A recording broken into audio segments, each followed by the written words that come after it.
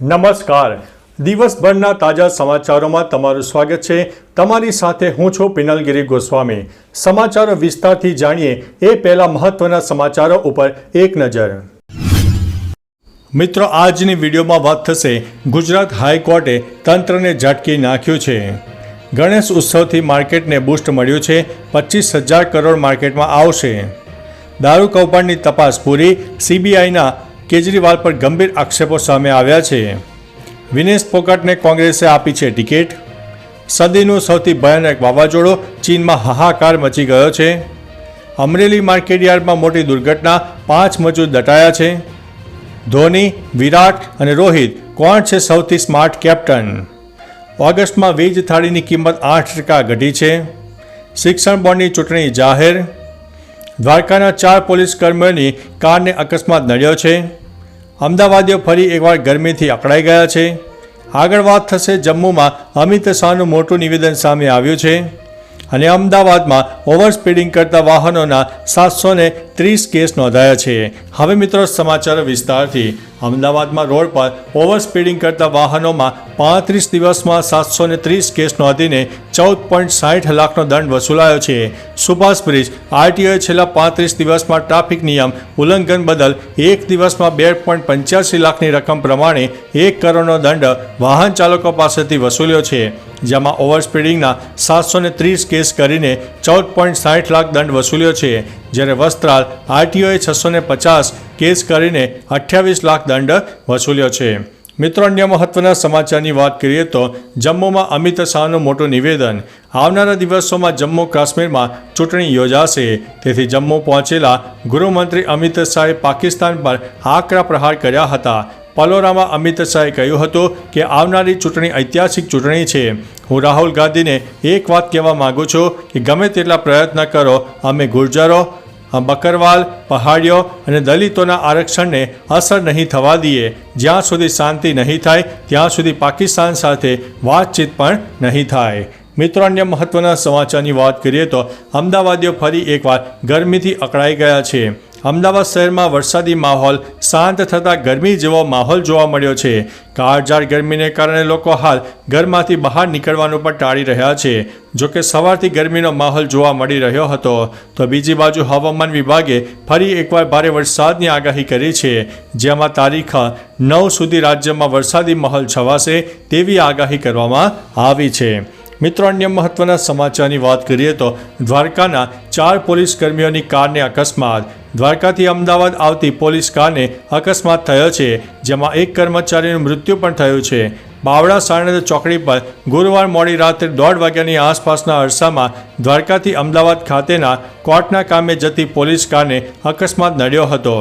જેમાં એક કર્મીનું મોત થયું હતું. જ્યારે અન્ય 2ને ઈજાઓ થતાં અમદાવાદની હોસ્પિટલમાં રિફર કરવામાં આવ્યા હતા.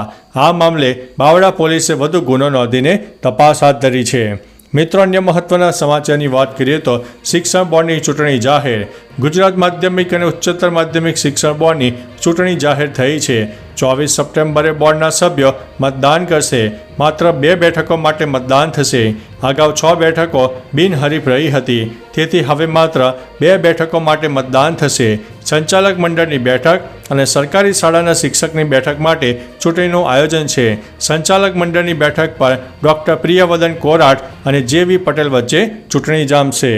મિત્રો, અન્ય મહત્વના સમાચારની વાત કરીએ તો ઓગસ્ટમાં વેજ થાળીની કિંમત 8% ઘટી છે.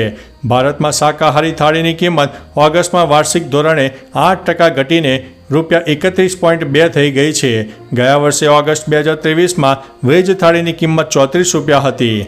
ક્રિસિલ એ શુક્રવારે રોજ જાહેર કરેલા ફૂડ પ્લેટ કોસ્ટના માસિક સૂચકના આ માહિતી આપી હતી. ક્રિસિલે તેના અહેવાલમાં જણાવ્યું છે કે શાકાહારી થાળીના ભાવમાં ગયા મહિને જુલાઈની સરખામણીએ ઓગસ્ટમાં 4%નો ઘટાડો જોવા મળ્યો હતો. જુલાઈમાં વેજ થાળીની કિંમત ₹32.6 હતી. મિત્રો, અન્ય મહત્વના સમાચારની વાત કરીએ તો ધોની, વિરાટ, રોહિત કોણ છે સૌથી સ્માર્ટ કેપ્ટન? સ્પિનર રવિન્દ્રન અશ્વિને તાજેતરમાં MS ધોની, વિરાટ અને રોહિતની કેપ્ટનશીપના ગુણો વિશે જણાવ્યું હતું. તેણે કહ્યું કે ધોનીની કેપ્ટનશીપમાં ખેલાડીઓને સ્થિરતા મળતી હતી. વિરાટ ખૂબ જ પ્રેરણાદાયક છે. તે ટીમ પાસેથી જે પણ અપેક્ષા રાખે છે તે પોતે કરીને બતાવે છે. રોહિતની કેપ્ટનશીપમાં ટીમનું વાતાવરણ હળવું છે અને તે ખૂબ જ સંતુલિત અને ટેકનિકલી મજબૂત છે. મિત્રો, અન્ય મહત્વના સમાચારની વાત કરીએ તો અમરેલી માર્કેટ યાર્ડમાં મોટી દુર્ઘટના, 5 મજૂર દટાયા હતા. અમરેલીના નવા માર્કેટિંગ યાર્ડમાં મોટી દુર્ઘટના બની હતી, જ્યાં ઘઉંની બોરીઓ ઉતારતી વખતે 5 મજૂરો દટાયા હતા, જેમાં એક મજૂરનું મોત થયાના સમાચાર સામે આવી રહ્યા છે, તો અન્ય 4 ઈજાગ્રસ્ત મજૂરોને હોસ્પિટલમાં દાખલ કરવામાં આવ્યા છે. મહા મહેનતે બોરીઓની નીચે દબાયેલા મજૂરોને બહાર કાઢવામાં આવ્યા હતા. અકસ્માતના પગલે મજૂરો અને વેપારીઓમાં દોડધામ મચી જવા પામી હતી. મિત્રો, અન્ય મહત્વના સમાચારની વાત કરીએ તો સદીનું સૌથી ભયાનક વાવાઝોડું, ચીનમાં હાહાકાર. સદીનું સૌથી મોટું તોફાન આવ્યું છે, જેનું નામ છે યાગી, જેણે પહેલાં ફિલિપાઇન્સમાં 16 લોકોના જીવ લીધા છે અને હવે તે ચીનના દક્ષિણ કિનારે ત્રાટક્યું છે, જેના કારણે લગભગ 350 કિલોમીટર પ્રતિ કલાકની ઝડપે પવન ફૂંકાઈ રહ્યો છે. ચીનમાં રેડ એલર્ટ પણ આપવામાં આવ્યું છે અને સરકારે હૈનાન પ્રાંતને ખાલી કરવાનો આદેશ આપ્યો છે. લગભગ 5 લાખ લોકોને સલામત સ્થળે ખસેડવામાં આવ્યા છે. તોફાનને કારણે ત્યાં લોકડાઉન જેવી પરિસ્થિતિનું પણ નિર્માણ થયું છે. મિત્રો, અન્ય મહત્વના સમાચારની વાત કરીએ તો વિનેશ ફોગટને કોંગ્રેસે આપી છે ટિકિટ. હરિયાણામાં કોંગ્રેસે 31 ઉમેદવારોની પહેલી યાદી જાહેર કરી છે, જેમાં વિધાનસભા ચૂંટણી માટે કોંગ્રેસે પોતાના 31 ઉમેદવારોના નામ જાહેર કર્યા હતા. કોંગ્રેસે વિનેશ ફોગટને જીંદની જુલાના વિધાનસભાની પોતાના ઉમેદવાર બનાવ્યા છે. પૂર્વ સીએમ ભૂપેન્દ્રસિંહ હુડ્ડાને ગઢી સાંપલા કિલોઈ બેઠક પરથી ટિકિટ મળી છે. નોંધનીય છે કે શુક્રવારે પહેલવાન વિનેશ ફોગાટ અને બજરંગ પુનિયા કોંગ્રેસમાં જોડાયા હતા. મિત્રો, અન્ય મહત્વના સમાચારની વાત કરીએ તો દારૂ કૌભાંડની તપાસ પૂરી. સીબીઆઈના કેજરીવાલ પર ગંભીર આક્ષેપો સામે આવ્યા છે. સીબીઆઈએ દિલ્હી લીકર પોલિસી કૌભાંડમાં તેની તપાસ પૂર્ણ કરી છે. તપાસ એજન્સીએ રાઉઝ એવન્યુ કોર્ટમાં તેની 5મી અને છેલ્લી ચાર્જશીટ દાખલ કરી છે. સીબીઆઈ આરોપ લગાવ્યો છે કે સીએમ કેજરીવાલ દારૂ નીતિ ઘડવા અને તેને લાગુ કરવાના ગુનાહિત કાવતરામાં શરૂઆતથી જ સામેલ હતા. તેમણે પહેલાંથી જ પ્રાઇવેટાઇઝેશનનું મન બનાવી લીધું હતું. તેમણે નજીકના સહયોગીને વસૂલીમાં લગાવ્યો હતો. મિત્રો, અન્ય મહત્વના સમાચારની વાત કરીએ તો ગણેશ ઉત્સવથી માર્કેટને બૂસ્ટ મળ્યું છે. 25,000 કરોડ માર્કેટમાં આવશે. ગઈકાલથી ગણેશ ઉત્સવનો પ્રારંભ થઈ ગયો છે. લોકોની સાથે લોકો બજારોમાં પણ ઉત્સાહભેર તેની ખરીદી કરી રહ્યા છે. એક અંદાજ મુજબ આ વર્ષે ગણેશ ઉત્સવના કારણે સમગ્ર દેશમાં 25,000 કરોડ રૂપિયાનો બિઝનેસ થવાની ધારણા છે. આ વખતે દેશમાં 20 લાખ ગણેશ પંડાલ ઊભા કરવામાં આવ્યા છે, જેનાથી 25,000 કરોડ રૂપિયા માર્કેટમાં ફરતા થશે તેવો અંદાજ આ રિપોર્ટમાં કરવામાં આવ્યો છે. મિત્રો, અન્ય મહત્વના સમાચારની વાત કરીએ તો ગુજરાત હાઈકોર્ટે તંત્રને ઝાટક્યું છે. સાબરમતી નદીમાં સતત પ્રદૂષણ વધી રહ્યું છે. આ મુદ્દે ગુજરાત હાઈકોર્ટે તંત્રની ઝાટકણી કરી છે. કોર્ટે તંત્રની કામગીરી માત્ર કાગળ પર હોવાનો આક્ષેપ કર્યો છે. કહ્યું છે કે તમારી કામ કરવાની ઈચ્છા શક્તિ જ નથી. કોર્ટે આદેશ આપ્યો છે કે સાબરમતીની કથળતી સ્થિતિ પર ગંભીર બનીને કામ કરો. આવનારા દિવસોમાં પ્રદૂષણ મામલે વધુ સુનાવણી થશે.